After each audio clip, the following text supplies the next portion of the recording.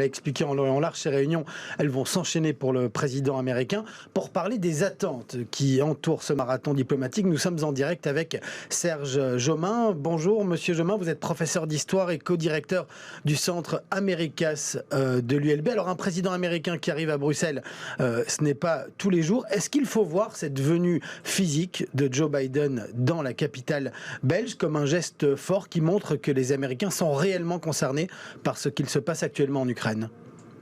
Ah oui, c'est un geste très fort. Il faut d'ailleurs savoir que si le sommet européen était prévu, la venue du président américain a été organisée en quelques jours. Ça fait une dizaine de jours que ces équipes travaillent sur le sujet. Ça signifie qu'il y a une forte volonté de sa part d'envoyer un message vers les Européens, c'est-à-dire de souligner que les Américains sont concernés, que les Américains sont à leur côté. Et effectivement, comme vous l'avez dit, il vient aussi un petit peu en guest star. Il y a pas mal d'éléments liés, je dirais, à la communication dans ceci. On va le voir ici avec ses alliés. La volonté, c'est de bien montrer cette alliance entre les alliés, de bien montrer qu'ils forment un véritable bloc. Et puis, demain, il se rendra en Pologne. Et là, on va le voir avec un certain nombre de réfugiés.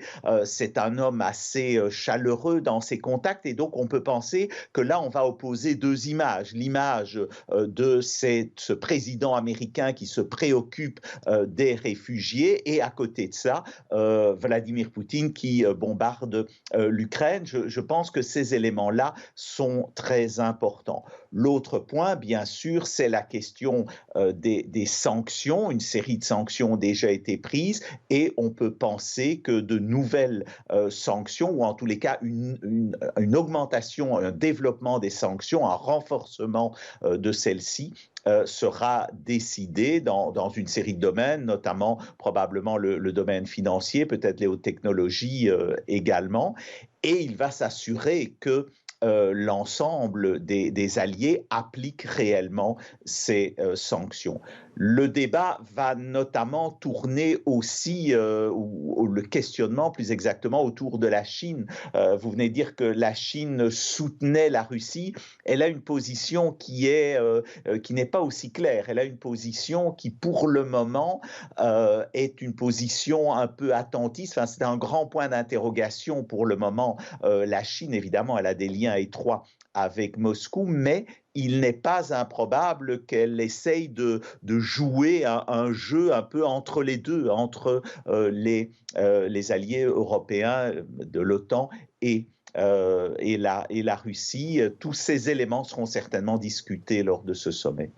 Un mot sur le style de Joe Biden, le président américain. On a été habitué à un autre style de politique internationale et de politique étrangère avec le président Trump, son prédécesseur. Comment est-ce que lui se positionne sur ces grandes questions d'actualité? On sait que les Américains ont longtemps été accusés de se désintéresser un petit peu de ce qui se passe en Europe. Est-ce que ce conflit en Ukraine, c'est aussi un rapprochement entre le président américain et les autres grandes forces occidentales? Oui, vous avez tout à fait raison, hein. Donc, il y a effectivement là un rapprochement. Ceci dit, on doit aussi souligner qu'il y a toute une série de lignes de continuité, hein, entre Trump et Biden. Même si Biden a voulu redévelopper le multilatéralisme, même s'il a tout de suite montré son intérêt à avoir de meilleurs contacts, notamment avec les Européens, ben, on ne doit pas oublier que l'Indo-Pacifique reste tout de même la région qui intéresse en premier lieu les États-Unis. Il avait choisi de faire de la Chine un des éléments essentiels de sa politique étrangère et d'une certaine manière, c'est Vladimir Poutine qui se rappelle à son bon souvenir et qui oblige le président américain à se tourner à nouveau vers l'Europe. Mais il est clair que les relations sont d'un tout autre niveau de ce que l'on a connu avec Trump. Ici, on a un véritable diplomate et aussi quelqu'un qui veut faire passer donc la diplomatie et éventuellement les sanctions économiques avant toute action militaire. Ce n'est vraiment pas un adepte des opérations militaires. Il veut défendre la diplomatie et surtout essayer de la faire triompher parce que bien sûr, cette guerre ne se résoudra finalement que par la diplomatie. Serge Jomin, pour revenir un instant sur les relations avec l'Union européenne, on sait que la dépendance énergétique vis-à-vis de la Russie n'est pas du tout la même pour les États-Unis que pour l'Europe. Est-ce qu'on peut s'attendre à ce que Joe Biden fasse pression sur les Européens pour qu'ils fassent un embargo sur le gaz et le pétrole russe ? Alors, je pense qu'un embargo total n'est pas vraiment à l'ordre du jour. Alors, les Américains ont pu le faire parce que leur dépendance face au gaz, aux hydrocarbures russes est plus limitée. On parle de 5% de l'ensemble. Tandis que pour les Européens, c'est évidemment le gaz russe est quelque chose d'essentiel. Et on peut même penser que si l'on décrétait un embargo, on n'est pas sûr que c'est la Russie qui serait la plus ennuyée. Il est possible que ce serait d'abord les Européens. Par contre, il y a une volonté de réfléchir à ce que l'on va faire à moyen et long terme par rapport aux approvisionnements russes.